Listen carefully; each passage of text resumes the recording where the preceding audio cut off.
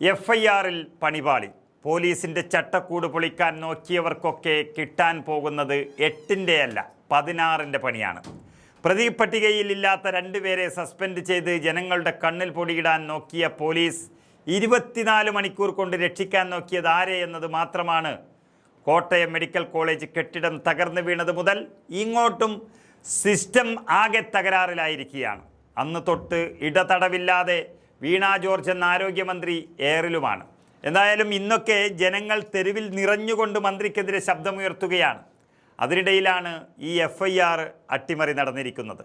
പുന്നപ്ര സ്വദേശിനിയായ ഉഷ ജോസഫ് എന്ന പാവം സ്ത്രീ 5 വർഷമാണ് വയറ്റിൽ കത്രികയുമായി വേദന തിന്ന് ജീവിച്ചത്.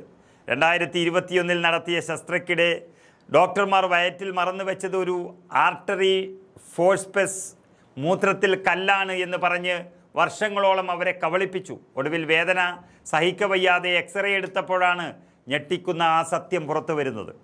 സ്വന്തം വീഴ്ച സമ്മതിക്കുന്നതിന് പകരം സിസ്റ്റം ചെയ്തത് എന്താണെന്നോ ഈ പാവം സ്ത്രീയെ വീണ്ടും അപമാനിക്കാനും കുറ്റവാളികളെ സംരക്ഷിക്കാനുമാണ് അധികൃതർ ശ്രമിച്ചത്. ഇവിടെയാണ് പോലീസിൻ്റെ കളി തുടങ്ങുന്നത്.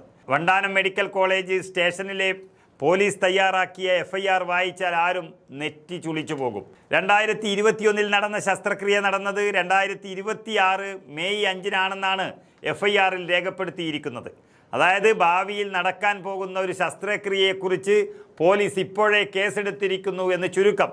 ഇത് വെറുമൊരു ടൈപ്പിംഗ് മിസ്റ്റേക്ക് ആണെന്ന് കരുതിയാൽ നമുക്ക് തെറ്റി.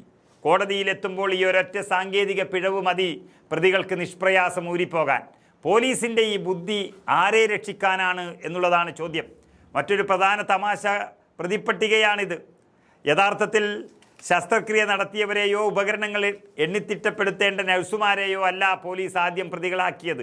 പകരം സർവീസിൽ നിന്ന് വിരമിച്ച ഒരു ഡോക്ടർമാരെയും സംഭവവുമായി നേരിട്ട് ബന്ധമില്ലാത്തവരെയും ഒക്കെ ചേർത്തുകൊണ്ട് ജനങ്ങളുടെ കണ്ണിൽ പൊടിയിടാൻ നോക്കി. ഇപ്പോൾ 24 മണിക്കൂർ കൊണ്ട് 2 പേരെ സസ്പെൻഡ് ചെയ്ത് മുഖം രക്ഷിക്കാൻ നോക്കുകയാണ് സർക്കാർ.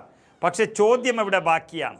പ്രതിപട്ടികയിൽ പോലുമില്ലാത്തവരെ സസ്പെൻഡ് ചെയ്ത് ആരെയാണ് നിങ്ങൾ സംരക്ഷിക്കാൻ ശ്രമിക്കുന്നത്? ഇതിനിടയിലാണ് വയനാട്ടിൽ നിന്നുള്ള ഹൃദയഭേദകമായ വാർത്ത പുറത്തു വരുന്നത്.